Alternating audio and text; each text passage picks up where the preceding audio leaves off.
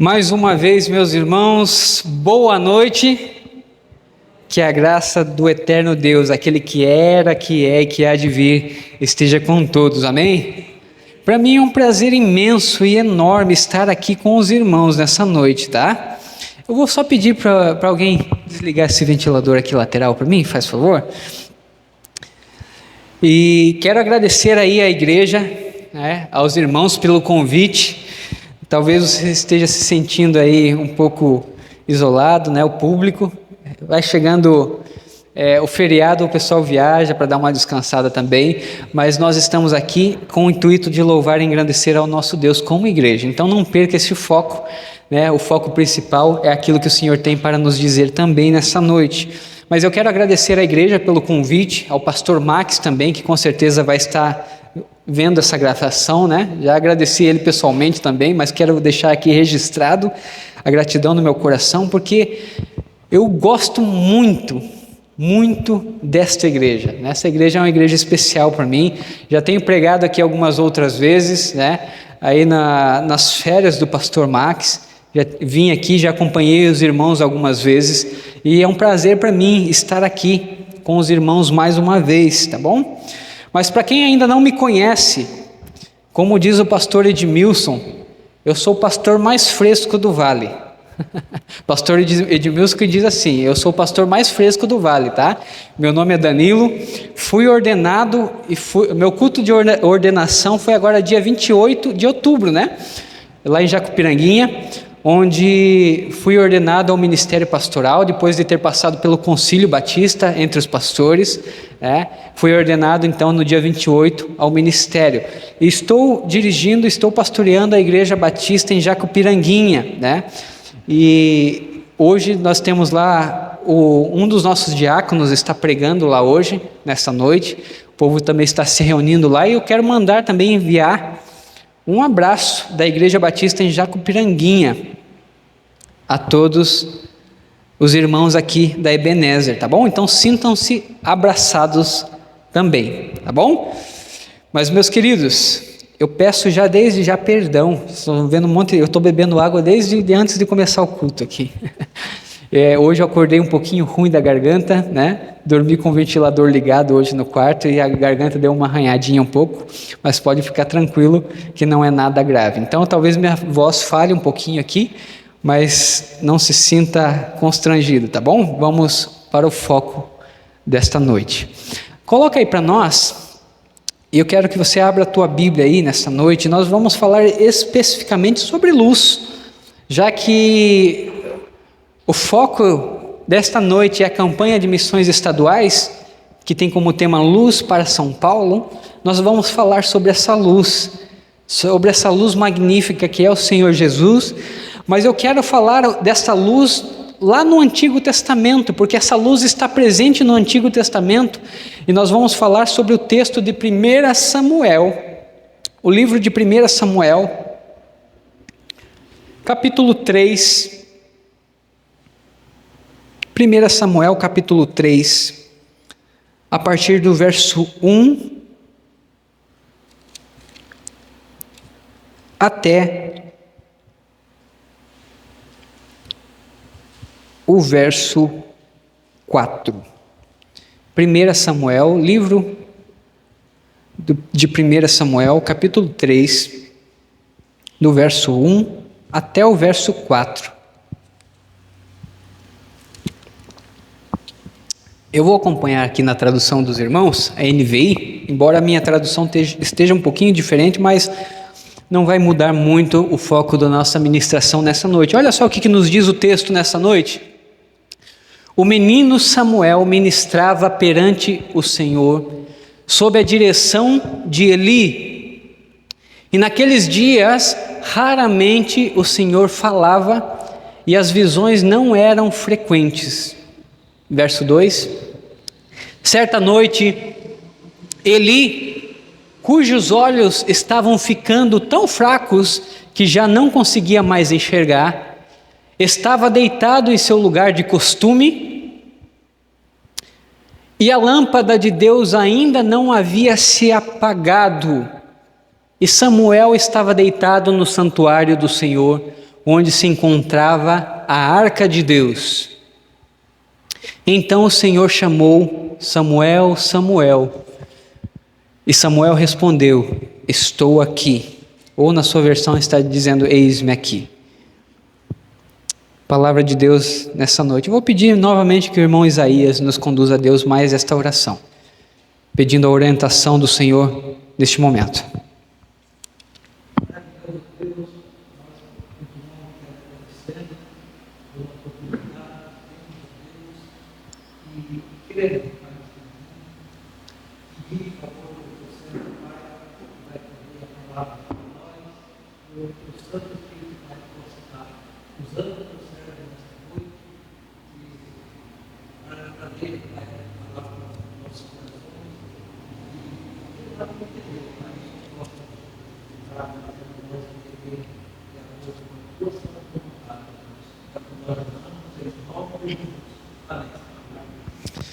Amém. Eu queria frisar esse versículo, o versículo 3. Se você quiser até anotar, grifar aí na sua Bíblia, fique à vontade. Se quiser até deixar para nós aqui, o verso 3, pode deixar até o final da nossa reflexão nessa noite, porque esse é o foco da nossa reflexão. Eu vou ler agora na minha tradução somente esse versículo 3, porque ele é a chave da nossa conversa. Diz assim: e tendo-se deitado também Samuel no templo do Senhor, em que estava a arca, antes que a lâmpada de Deus se apagasse. Uma lâmpada que se apaga, uma luz que se apaga. Nós vamos falar sobre essa luz que é Jesus, apresentando, identificando qual que é o foco, a missão dessa luz, mas nós vamos ver nessa noite também que essa luz pode se apagar. Mas a luz de Jesus pode se apagar? Na nossa vida, especificamente sim. Não que a luz de Jesus possa ser apagada por alguém, mas nós invalidamos a luz de Jesus dentro de nós, quando nós não agimos de acordo com a sua vontade. Esse é o foco dessa noite. Lâmpada, lamparina que se apaga.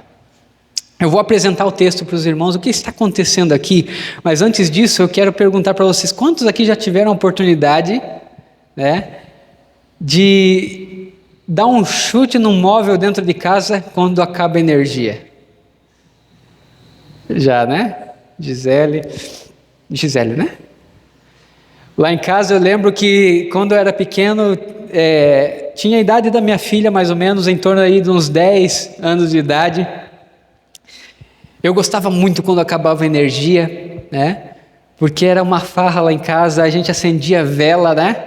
E aquela vela a gente andava por dentro de casa, iluminando a cozinha na hora da janta, principalmente quando estava à noite, né? A gente levava para a sala e a gente sentava com o pai, com os avós e começava a contar aquelas histórias antigas, né? Aquelas histórias que os mais antigos gostam de contar. Visagem, já ouviu falar Natal da visagem, né? Meu vovô contava muita história de visagem, mas as histórias que ele mais gostava de contar era a história de Jesus. As histórias que Jesus, através da vida dele, tinha operado. Milagres, aquilo que Jesus já tinha feito a partir da vida do meu avô. E eu ficava brilhantado com aquelas histórias, mas algo que me incomodava muito é que eu, quando era pequeno, era muito aventureiro. A minha mãe já dizia: não corra dentro de casa, principalmente sem luz, né? E a gente corria para lá e para cá e era dito e feito. Volta e meia chutava uma cadeira com o dedinho mindinho, né?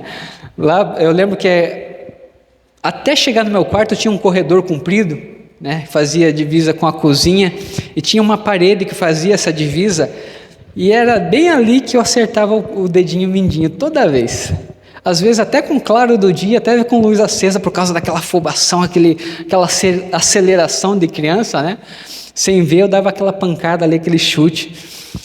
Mas o foco principal aqui é entender como a luz é importante, né? A gente não dá o devido valor à luz, Mas eu sei que muitos dos irmãos aqui conseguem sobreviver e se virar muito bem sem a energia elétrica, não consegue? Né? Como diz aqui, quem assiste Discovery Channel aqui sabe aquele Ed Stafford, né? Que é um aventureiro lá que vive na mata e fica semanas, meses no meio do mato sem energia elétrica, sem luz. Dá um jeito, para tudo a gente dá um jeito. A gente, né? Essa nova geração, os que estão vindo mais novo aí, que não consegue viver sem energia elétrica, né? Alguns deles ainda são bem apegados à internet, energia elétrica, mas muitos de nós conseguem sobreviver sem energia elétrica. Mas o fato é que a energia elétrica ela é importante, nós já nos acostumamos com ela. E quando ela vem fazer falta, é lógico que a gente sente bastante, né? A quem gosta de assistir uma televisão, quem gosta aí de mandar mensagem para o parente que está longe via WhatsApp, cai o sinal, e as coisas começam a ficar diferentes, a gente sente. E eu lembro de uma certa feita, já jovem, recém-habilitado, era uma das minhas aventuras, ainda a luz de Jesus ainda não tinha me alcançado, porque eu era bem rebelde nessa época, tinha por volta dos 18, 19 anos de idade, comprei o meu primeiro carro, inclusive é esse que está no estacionamento aqui, é o primeiro e único carro que eu tive na vida, comprei esse sem placa, sem nada, 0 quilômetro, tirei da concessionária numa quinta-feira, quando foi na sexta-feira, encostei numa autoelétrica e mandei encher de luz por baixo. E falei, põe luz aí, deixa igual o carro de corrida esse negócio aí. E o eletricista até sorriu, deu risada, mas ele encheu de luz uns LED azul por baixo. Mandei rebaixar o carro, colocar roda aro 17, perfil baixo, tala larga, tala 40. E eu saía com esse carro muito faceiro. E uma das minhas aventuras nessa época, graças ao Senhor Ele me transformou, mas é que quando chegava na rodovia, a minha aventura era estar ali a 100 por hora, 120 por hora, e eu fazia o quê? Desligava o farol do carro, no escuro, e acendia os neon embaixo azul. Ficava igual uma nave espacial na rodovia, por escuro, né? Principalmente quando não tinha muito movimento, que era só eu na pista. É um perigo danado, já vou adiantando para você, não faça isso, tá? Porque você coloca a sua vida em risco e a vida dos outros usuários da rodovia também. Mas eu apagava a luz porque eu gostava daquela aventura, aquela tensão, aquele medo, né? Eu gostava disso, hoje não gosto mais. Até que Jesus me transformou, a luz de Jesus alcançou meu coração. Mas o interessante é que quando eu estava ali dirigindo com as luzes apagadas, o farol apagado, eu não enxergava direito a rodovia, a pista, e aquilo em certo momento me trazia um medo que fazia eu voltar a ligar o farol para enxergar. Porque esse é um fator proeminente da luz. A luz, ela mostra o caminho a seguir, o caminho correto. Um dos fatores proeminentes da luz é dar direcionamento. Este é um dos focos principais da luz. E quando a luz falta, é natural que a gente perca o direcionamento, dá um chute na cadeira, né? A gente perde o foco, no meu caso perdi até a noção de onde estava dirigindo também, mas a luz, acima de tudo, ela nos dá direcionamento. E agora eu quero voltar para o texto, para nós entendermos o que está acontecendo no texto sob a luz desses exemplos que eu dei aqui. Nós vamos voltar para o texto e vamos ver aqui no texto o chamado de Samuel, que foi um dos profetas e juízes de Israel. Mas nós vamos ver aqui um outro personagem que também é importantíssimo, que é o profeta Eli. E se vocês acompanharem o texto e conhecem já o texto, vocês vão perceber que existe aqui algo interessante, logo no primeiro versículo. Um dos profetas de Israel era Eli, o profeta Eli, responsável também por julgar o povo de Israel, segundo a orientação de Deus. Mas o interessante é que a gente está num momento da história em que o texto nos diz assim: o jovem Samuel servia ao Senhor perante Eli, que era o profeta atual, o mais velho, o que tinha a autoridade de Deus. Porém, o texto também nos diz que naqueles dias a palavra do Senhor era muito rara. Em algumas versões bíblicas está dizendo que a palavra de Deus, as visões do Senhor para o povo de Israel e para os profetas era escassa, era rara. Existiam os profetas, mas nesse período da história, Deus raramente se revelava e se manifestava ao povo.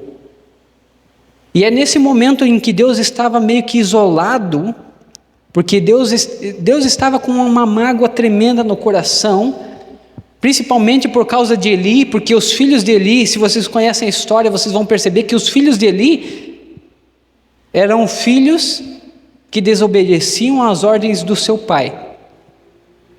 Diz o texto mais para frente que os filhos de Eli, eles profetizavam em nome do Senhor, mas eles também se deitavam com mulheres em praça pública. Eles desonravam a glória e a orientação do seu pai, do profeta Eli. Esse era um dos motivos que Deus estava com o pé atrás com o profeta Eli. Mas não só isso, o povo de Israel nesse período da história também estava em pecado, e é por isso que a palavra do Senhor, as revelações e as profecias do Senhor eram muito raras, diz o texto. O Senhor raramente se manifestava, falava com um profeta aqui e outro ali.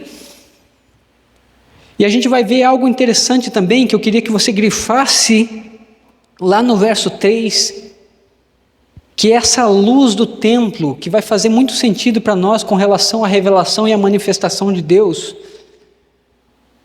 Porque uma das formas de Deus se manifestar e se revelar e trazer a tua palavra aos profetas era no templo, que ficava no centro da cidade de Jerusalém. E a presença de Deus estava naquela arca. Lembram? Já ouviram falar da Arca da Aliança? Uma arca feita de ouro que o próprio Deus mandou fazer para que a presença de Deus estivesse ali em meio ao povo. Essa Arca da Aliança estava lá dentro do templo em Jerusalém. A presença de Deus se manifestava ali. Então os profetas, eles recebiam, lógico, as profecias de Deus em qualquer lugar, mas também era muito comum um profeta ir até o templo para buscar a orientação de Deus com relação às suas profecias. Porém, Deus não se manifestava nem mesmo com os profetas indo lá. Nós vamos ver aqui que um dos costumes da época também era que os profetas, alguns dos profetas dormiam no templo. Porque o texto vai nos dizer assim: certo dia, estando deitado no lugar costumado, o sacerdote Eli, cujos olhos já começavam a se escurecer a ponto de não ver, e Samuel, verso 3, o início do verso 3 diz assim: e tendo Samuel também deitado no templo do Senhor.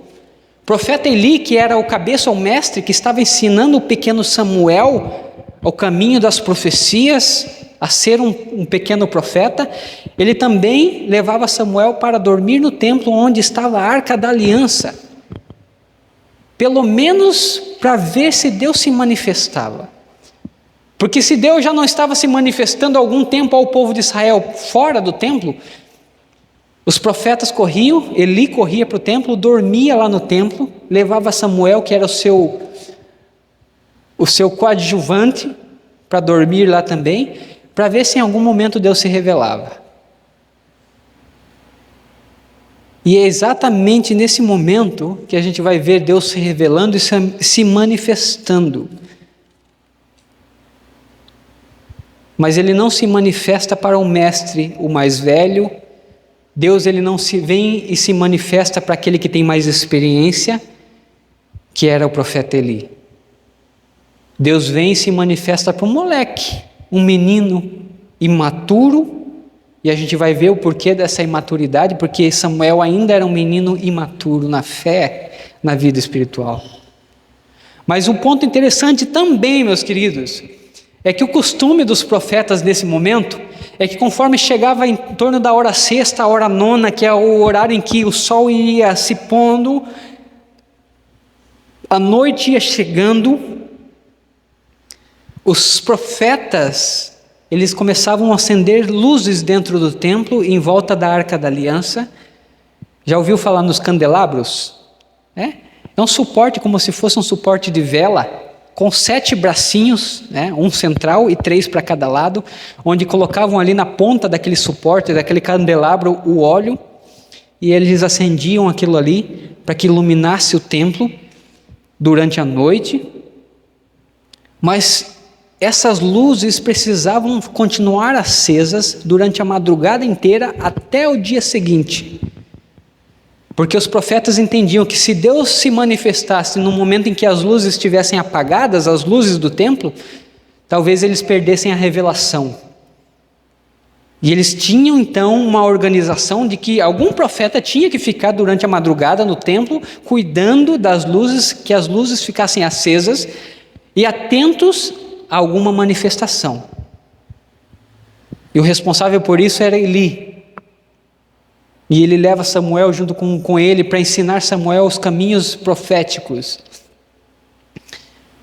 Mas o texto lá no verso 3 diz que Deus se manifestou antes que as luzes do templo se apagassem.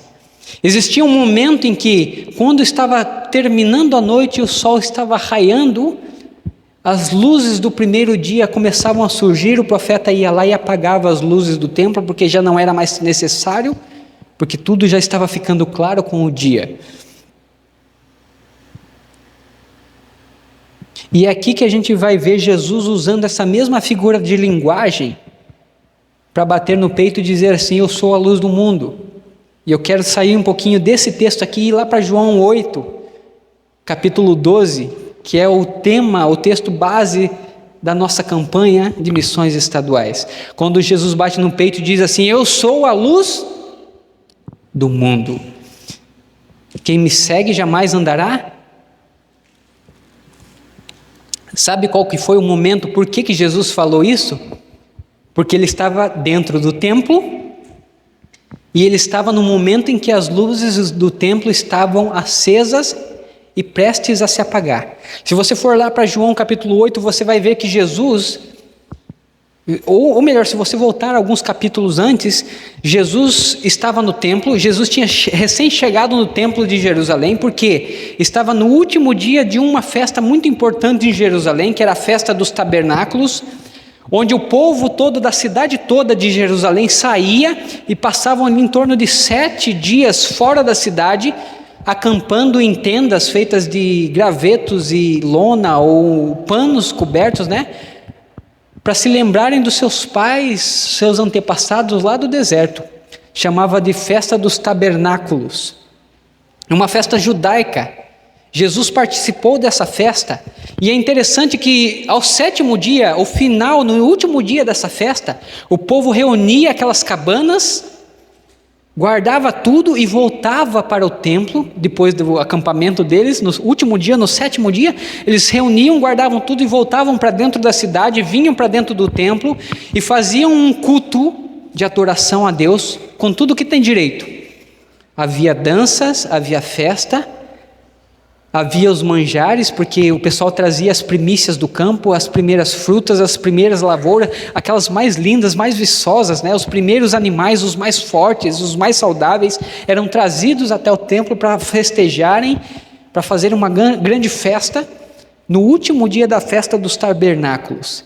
E era exatamente nessa festa que eles passavam a noite inteira festejando, e para isso eles acendiam as luzes, os candelabros, os castiçais dentro do templo, com fogo e óleo, para que tudo ficasse bem iluminado. Só que quando eles passavam a madrugada inteira festejando e ia chegando o dia, Jesus começou a perceber que a luz, aquele fogo aceso nos candelabros, nos castiçais, não tinha mais valor, porque a luz do sol, o dia ia raiando e não tinha mais necessidade daquela luz, daquele fogo estar aceso, porque o dia estaria clareando o ambiente, aquela festa. É nesse exato momento, nessa festa, no raiar do dia, Jesus olha para o povo, para os seus discípulos e bate no peito e diz: eu sou a luz do mundo. Sabe por quê? Porque ele queria que os discípulos e o povo entendessem que aquelas luzes, aqueles fogo do candelabro, ele cessa, ele se apaga, aquela luz não é eterna. Mas Jesus é a luz eterna que clareia a nossa vida e nos dá direcionamento, para nós não chutarmos a cadeira na nossa vida espiritual, para nós não machucarmos o nosso pezinho espiritual.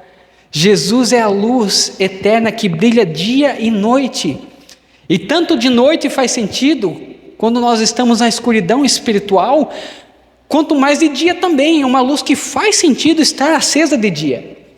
Lá em casa a gente tem esse costume, minha esposa, ao sair de noite, para ir para a cozinha, ela vai no corredor, acende a luz, a minha filha também acende a luz da sala, passa no corredor da cozinha, acende a luz do corredor, chega na cozinha, acende as 2 lâmpadas da cozinha e eu venho atrás, apagando. Não há necessidade disso. E às vezes de dia a gente tem esse costume, o quarto tudo fechado, as janelas fechadas, a gente vai lá e acende a luz de dia.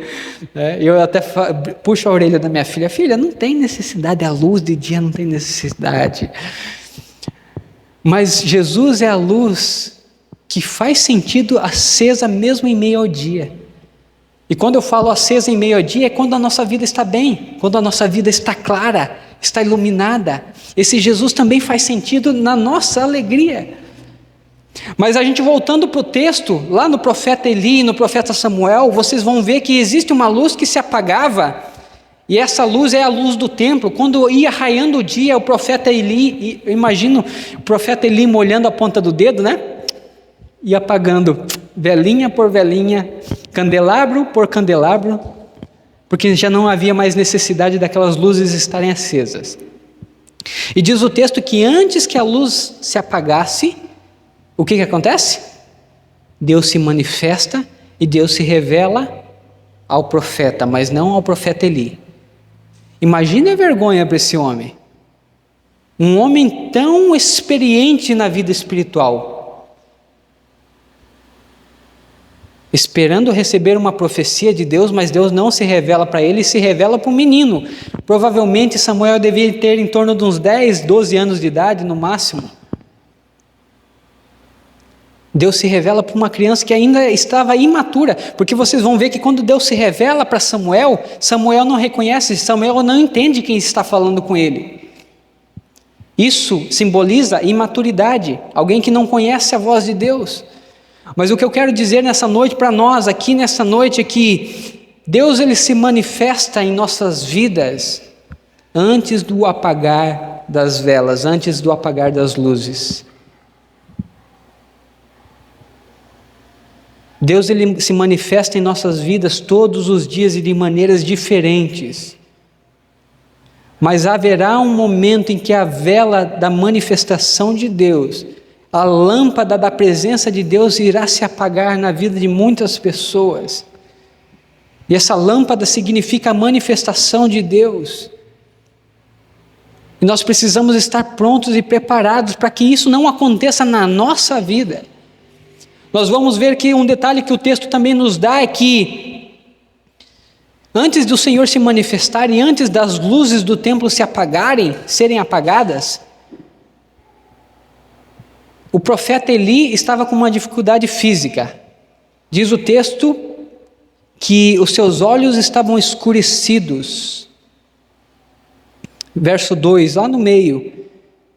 Os seus olhos já começavam a se escurecer. Ele está dizendo aqui que o profeta Eli já estava com a idade muito avançada, velhinho, a sua visão já não ajudava mais. Mas eu estava pesquisando no texto, que quando o texto cita a escuridão, a vista se escurecendo aqui do profeta Eli, não quer dizer que somente os olhos dele estavam escuros, perdendo a visão. Ele não precisava só de óculos físico como esse meu. Os olhos que estavam se escurecendo eram os olhos espirituais do profeta Eli. Sabe por quê? Porque o profeta Eli sabia dos erros e das falhas dos seus filhos e não os corrigiu.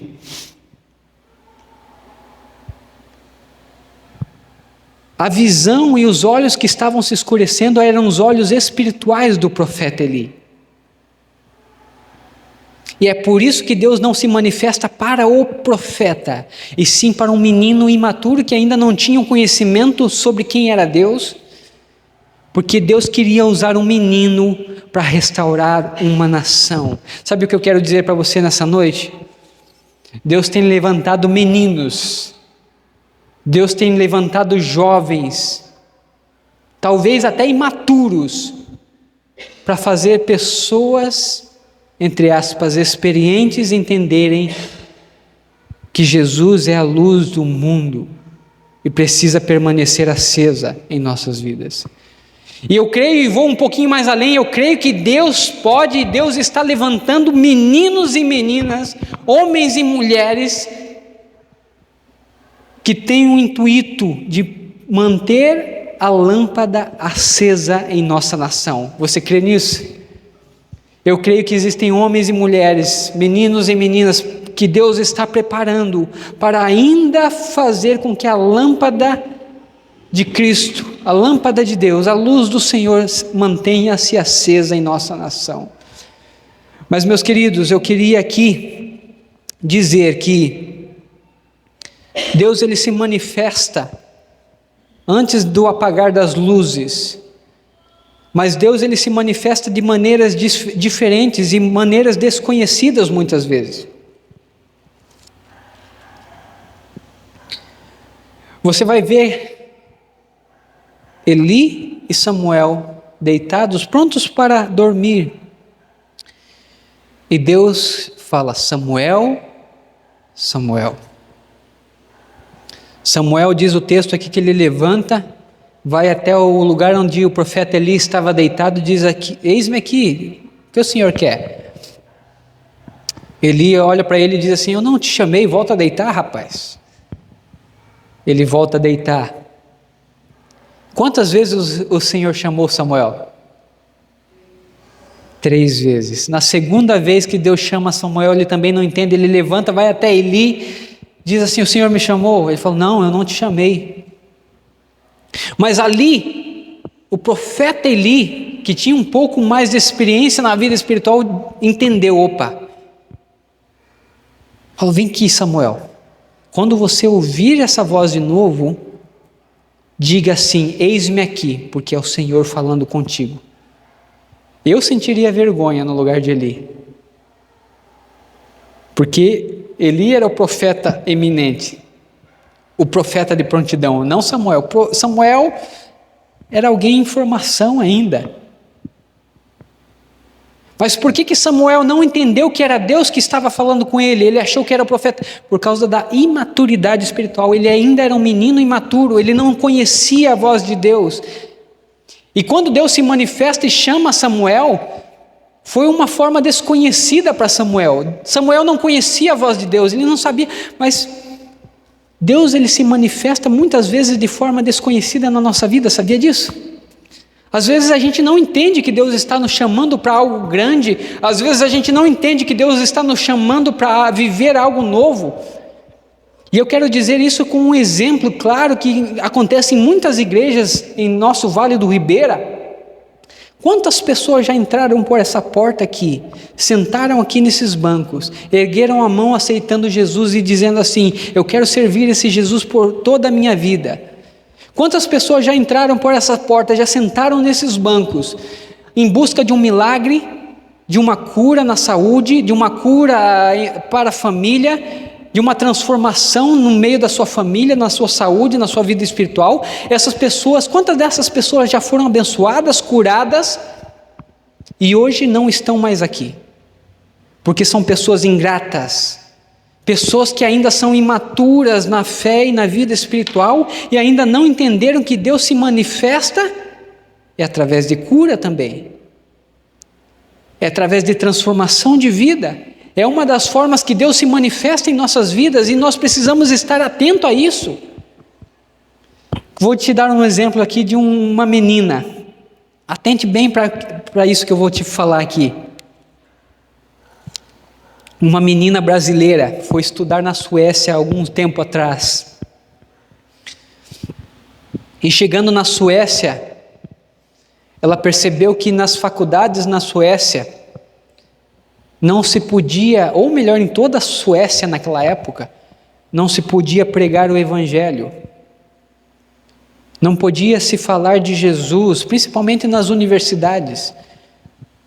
E essa menina era uma menina cristã, saiu do Brasil, tinha recém se batizado, era nova convertida, foi estudar na Suécia, e quando chega lá, o coração dela queimava e ardia por amor a Jesus, e ela queria anunciar Jesus para os seus colegas, mas não podia, porque era até crime, ela poderia ir presa por falar de Jesus.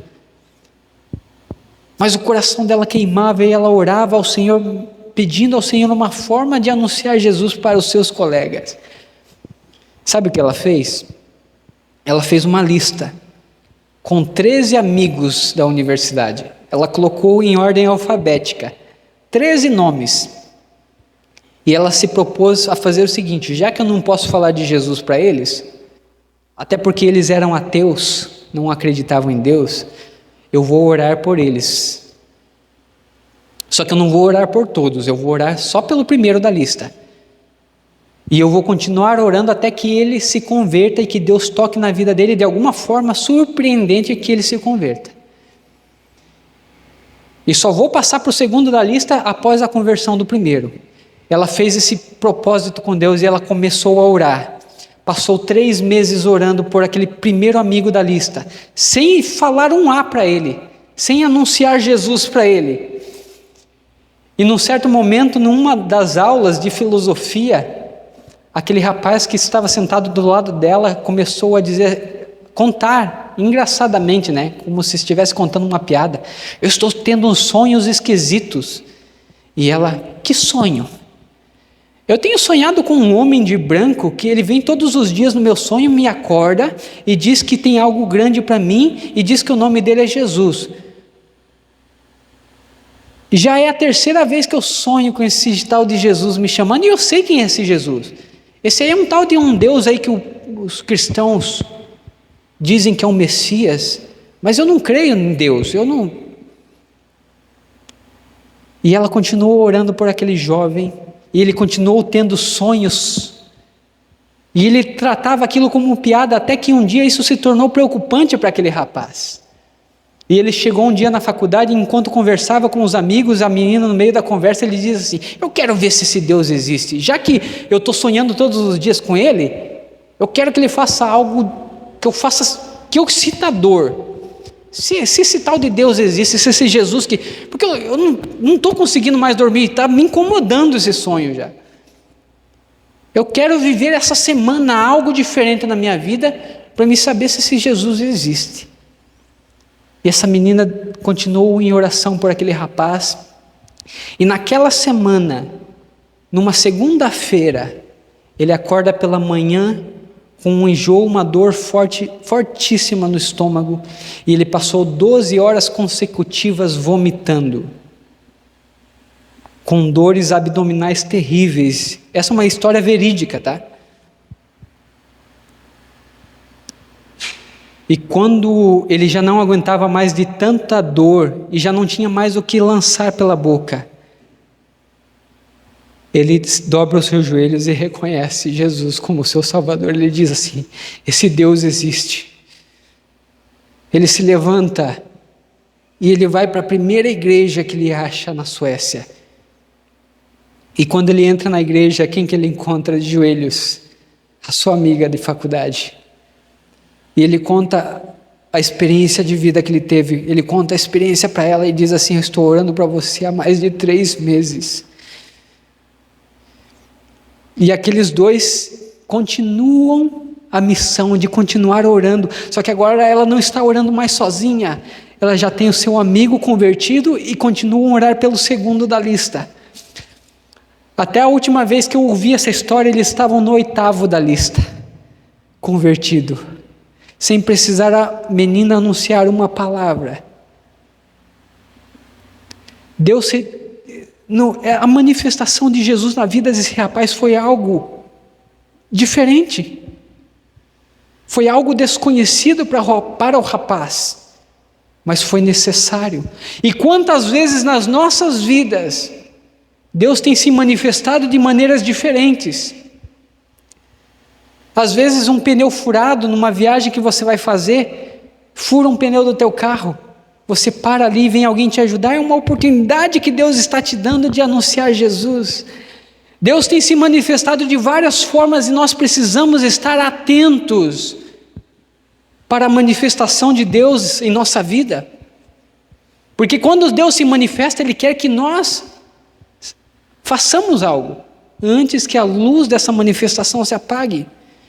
E diz o texto que antes da luz do templo se apagar, Samuel diz assim: eis-me aqui, Senhor. E o Senhor se apresenta a Samuel, diz a ele o que ele quer. Mas sabe o que é interessante? No começo, no chamado de Samuel ainda um menino imaturo, que no princípio não reconheceu a voz de Deus. Mas lá na frente, depois de homem formado, foi um homem que falou, foi o porta-voz de Deus. No começo do seu chamado, ele não reconhecia a voz de Deus, o chamado de Deus na sua vida, mas depois ele se tornou um porta-voz de Deus. Se você for dar uma corridinha lá, em 2 Samuel, ou melhor, 1 Samuel, ainda no livro de 1 Samuel, capítulo 9, 1 Samuel, capítulo 9, você vai ver a história em que Samuel foi convocado por Deus para ungir Saul como rei. E a história diz que Saul saiu para procurar as ovelhas do seu pai, as jumentas do seu pai. Saul ainda não era rei de Israel, era um menino novo, rapaz novo. Ele saiu para buscar a jumenta do seu pai. E diz o texto que ele não encontra as jumentas do seu pai, a criação do seu pai.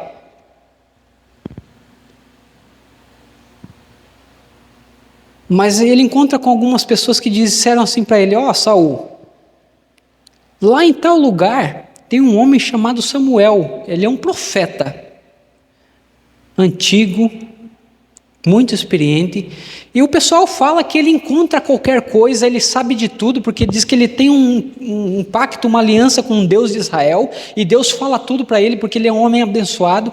Vai lá, procura Samuel, procura esse tal desse profeta Samuel, quem sabe ele sabe onde está, encontrar as jumentas do seu pai. Saul foi correndo lá, quando chega, bate na porta da casa de Samuel, do profeta. Ele diz assim: eu vim te perguntar, você que é profeta, por favor me ajude a encontrar as jumentas do meu pai, estão perdidas, não consigo encontrar. Samuel olha para ele e diz assim: você não veio aqui por causa de jumenta, mas Deus te enviou aqui para mim ungir você como rei de Israel. E diz o texto que Saul riu disso, começou a duvidar: não, o que é isso? Eu vim aqui só procurar a jumenta do meu pai. O pessoal falou que você sabe de tudo, consegue descobrir as coisas que estão escondidas, me ajude a achar jumentas do meu pai. Não, Deus te enviou aqui porque Ele quer que eu unja você como rei. Só que você está duvidando disso? Eu vou te dar algumas orientações para você entender que é Deus que está falando com você, Saul. Obrigado, meu irmão. Ele diz assim: quando você sair daqui, você vai virar as costas, você vai andar alguns quilômetros, e quando você chegar lá no lugar onde Raquel foi sepultada, você vai encontrar 2 homens que vai dizer para você assim, profeta Samuel dizendo, você vai encontrar 2 homens no meio do caminho, que vai olhar para você: não se preocupe mais, Saul, as jumentas do seu pai já foram encontradas. Você vai andar mais um pouquinho e você também vai encontrar lá perto do Carvalho de Tabor, um lugar um pouquinho mais para frente, alguns quilômetros mais para frente, você vai encontrar mais 3 homens. Esses 3 homens vão oferecer alimento para você. E para finalizar tudo, para você crer que é Deus que quer te usar, que é Deus quem está falando com você, você vai andar um pouquinho mais e você vai encontrar lá na cidade de Gibeá um grupo de homens louvando, cultuando ao Deus vivo, e você vai entrar em transe e você vai começar a profetizar. Você vai começar a ouvir palavras que você nunca ouviu na sua vida, e você vai começar a profetizar e falar em línguas. Saul diz que deu uma risadinha meio amarela, virou as costas, saiu desacreditando no que ouviu do profeta. anda alguns quilômetros e encontra com 2 homens, dizendo assim: fica tranquilo, já acharam as jumentas do seu pai. Ele já entrou em choque. Ele anda alguns outros quilômetros, encontra com 3 homens vindo com uma carroça, uma carruagem, param. Ô viajante, está com fome? Está aqui um pouco de pão, água, vinho para você. Entregam comida e alimento para Saul. Saul recebe, come aqueles alimentos. Imagina Saul alerta: opa, que negócio é esse? O que o profeta falou é verdade. Ele anda mais um pouco, chega na cidade de Gibeá, encontra um grupo adorando, cultuando ao Senhor. E quando ele chega junto daquele grupo, ele entra em transe e ele começa a profetizar e falar em nome do Senhor. Coisa que nunca havia acontecido na vida deste homem. E ali ele entende que Deus estava chamando ele para algo tremendo. Mas o foco aqui não é Saul, o foco é Samuel. O que mudou de Samuel menino para o Samuel experiente e vivido? Porque esse Samuel antigamente não entendeu e nem sabia que era Deus que estava falando com ele no princípio do seu chamado. Mas agora já falava como porta-voz de Deus com autoridade. O que mudou na vida de Samuel? Sabe o que foi? Intimidade com Deus. Um menino que era imaturo, que não sabia reconhecer a voz de Deus, hoje se tornou um homem maduro na fé e na vida espiritual, porque se tornou um homem íntimo de Deus e se tornou um porta-voz de Deus. E foi um dos profetas que não deixou a luz de Deus se apagar em todo o povo. Sabe por que a luz do Senhor tem se apagado na vida de muitas pessoas? Por falta de intimidade com Deus. Por falta de responsabilidade e preocupação, porque a gente acorda na correria do dia a dia, atrasado às vezes para ir para o serviço, para o trabalho, levanta, escova o dente rapidinho, toma um gole de café, põe a roupa e sai apressado para ir trabalhar, ou sai apressado para ir para as férias quando chega o feriado, e você esquece de se prostrar diante do Senhor para orar, para ler a Bíblia. Deus quer homens e mulheres, Deus quer meninos e meninas de responsabilidade. Deus tem chamado homens e mulheres que façam permanecer a luz dele acesa em nossa nação, a partir da intimidade com Deus. Enquanto nós não entendermos essa intimidade com Deus, nós não vamos conseguir manter nem o nosso lar aceso. E os nossos filhos, nossas filhas, a nossa família continuará na escuridão, perdidos nas trevas. Meus queridos, para a gente encerrar aqui nessa noite, Deus tem se manifestado, e Deus se manifesta antes das luzes se apagarem. Muitas pessoas, por falta de intimidade com Deus, têm deixado a luz da manifestação de Deus se apagar em suas vidas, por causa de falta de intimidade. Mas chegará um momento em que Deus vai se manifestar em sua vida, em nossa vida, mesmo com as luzes apagadas. Diz o verso 11, olha só a mensagem lá no verso 11, 1 Samuel capítulo 3, verso 11, para a gente encerrar aqui. Quando Deus se manifesta a Samuel, ele se manifesta para trazer uma mensagem ao povo de Israel, e ele diz assim: disse o Senhor a Samuel: Samuel, quero que você diga assim ao meu povo, e diga isso para Eli também.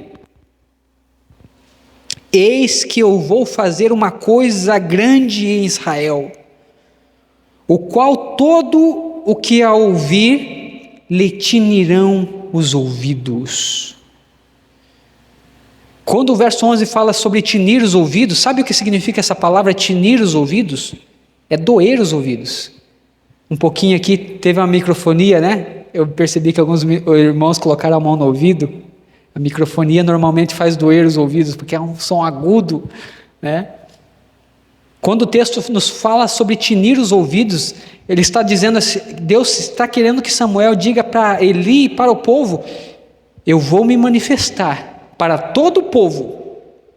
Faz tempo que eu não me manifesto para o povo de Israel, nem para o profeta. Estou me manifestando agora para você, Samuel, mas eu vou me manifestar de uma forma comum para que o povo entenda que sou eu que estou falando. Porque eles já não são um povo íntimo comigo.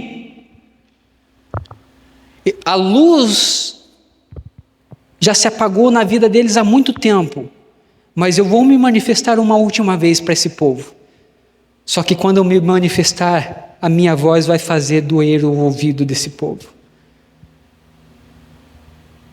A minha voz vai fazer tinir o ouvido, é isso que está dizendo o verso 11.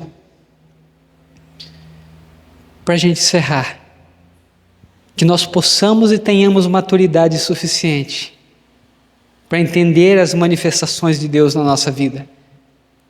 Porque se nós não estamos entendendo Deus se manifestar e nos chamar para viver algo grande, quando Deus se manifestar pela última vez, os nossos ouvidos doerão.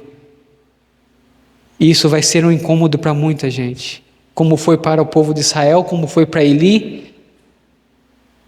Eli sofreu muito, os filhos de Eli sofreram muito porque perderam a intimidade com Deus. E quando Deus se manifestou, foi dolorido na vida deles. Vamos ficar de pé neste momento? Quero convidar você a ficar de pé. A luz do templo se apagou para Eli e se apagou para o povo de Israel. Mas Samuel foi um jovem que manteve essa luz acesa ainda. É por isso que Deus tinha intimidade e falava com ele. Que nós nessa noite possamos entender essa verdade. Não permita que a lâmpada, a manifestação de Deus se apague em sua vida. Essa lâmpada precisa permanecer acesa. Essa luz que é Jesus precisa permanecer acesa em sua vida, precisa permanecer acesa no teu lar. Nós precisamos ter lares acesos. E o nosso estado de São Paulo precisa também ser um estado aceso para a honra e glória do Senhor Jesus. Amém? Baixe sua cabeça neste momento. Deus querido e Pai, eu quero te agradecer, ó Deus, pela vida de cada irmão aqui presente nessa noite, pela vida desta igreja que tem sido bênção na minha vida, pela vida desta igreja que tem sido bênção nesta comunidade, pela vida dessa igreja que tem sido bênção para o estado de São Paulo, eu sei disso. Mas o meu pedido nessa noite, ó Deus querido, é que o Senhor continue se manifestando a todos nós aqui, a homens, mulheres, a crianças, meninos, a meninas, a homens e mulheres que já são experimentados na fé, que têm uma experiência de vida contigo, mas para homens e mulheres que ainda são, ó Deus querido, estão caminhando, começando na caminhada de fé, para que nós não venhamos a perder a intimidade com o Senhor, para que nós possamos entender que a luz de Cristo Jesus, que essa luz precisa continuar acesa em nossa vida. Ó Deus querido, que esta igreja continue sendo luz para esta nação, que esta igreja continue sendo luz para o nosso estado de São Paulo, e que nós, homens e mulheres, pais e mães, possamos ser a luz para os nossos filhos também, em nome santo de Jesus. Que o amor de Deus nosso Pai, que a graça do nosso Senhor e Salvador Jesus Cristo, e a consolação do Espírito Santo de Deus seja com toda essa igreja desde agora e para todos sempre, em nome de Jesus. Amém e amém.